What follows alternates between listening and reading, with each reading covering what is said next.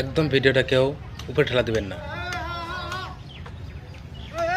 সমস্ত মুসলমান মানুষের জন্য, আসামের মুসলমান মানুষের জন্য, আপনাদের সবার জন্য।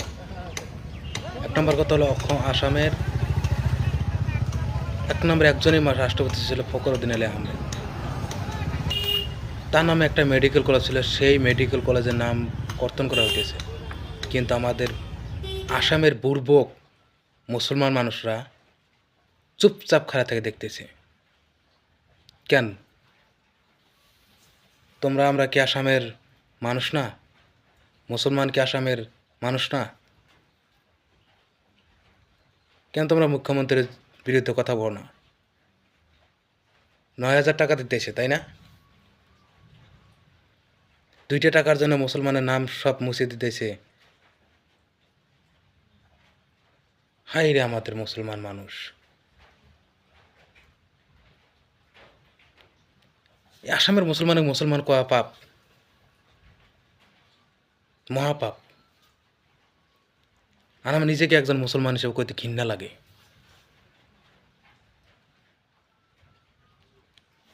যে আসামে মুসলমানের কোনো চিহ্ন রাখতেছে না, সেই আসামের মুসলমান আপনার কত লজ্জা করে না?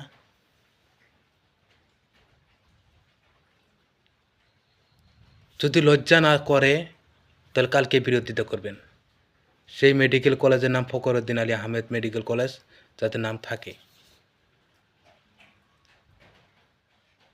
ফখরুদ্দিন আলী আহমেদের নাম হয়তো শোনেন নাই, তাই না?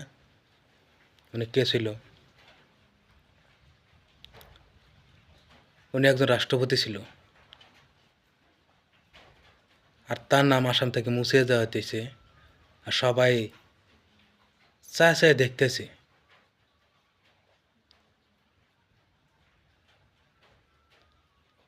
আরে ভাই, টাকাতে কি করবেন?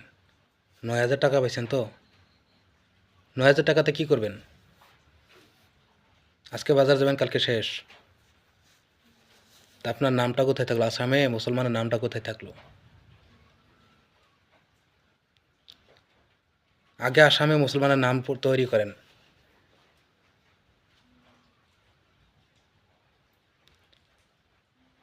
আপনি যদি মুসলমান হন, সত্যিকার যদি মুসলমান হন, এর প্রতিবাদ করবেন, এই ভিডিওটা শেয়ার করবেন।